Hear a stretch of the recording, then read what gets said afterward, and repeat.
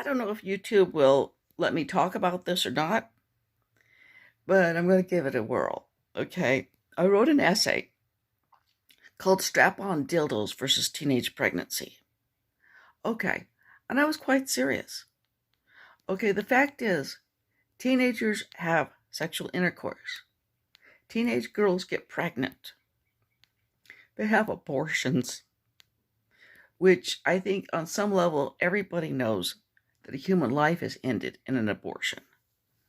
And a human life, and a lot of times teenage girls wait until their second trimester, so that a lot of times, so they may have to go through labor to deliver a dead fetus. They may have to, it becomes very difficult once you're in the second trimester to do an abortion because the fetus is so very advanced. And the abortion techniques are become increasingly grisly.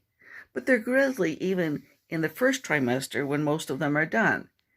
The fetus early on has arms and legs. It has a beating heart.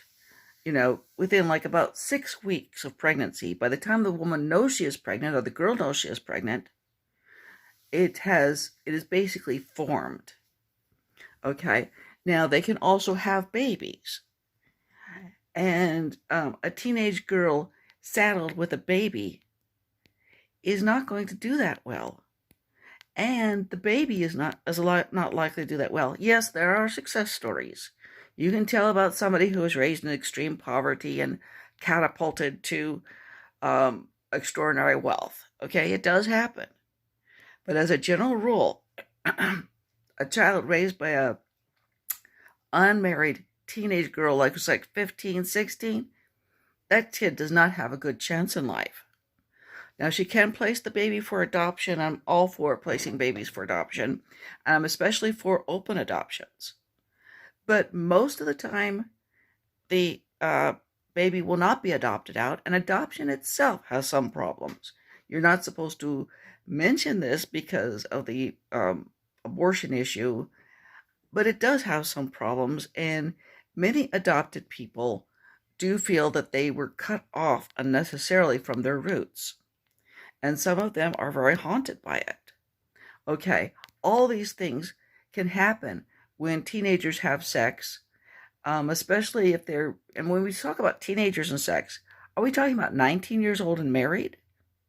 Okay, that's not that much of a problem necessarily. But 16 years old and unmarried is.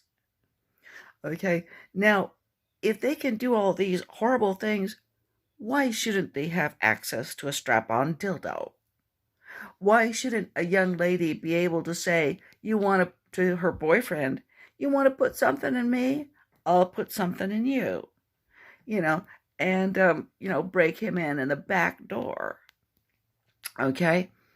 Why shouldn't she be able to say, I'll strap on this dildo and I'll screw you up your butt?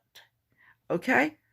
Now, I'm not saying that that's better than abstinence or chastity, but I am saying that whatever it leads to, it doesn't lead to the horrors that so-called normal sex does. So why shouldn't kids be able to engage in kink, which is relatively harmless, when they can engage in vanilla sex, which is very harmful?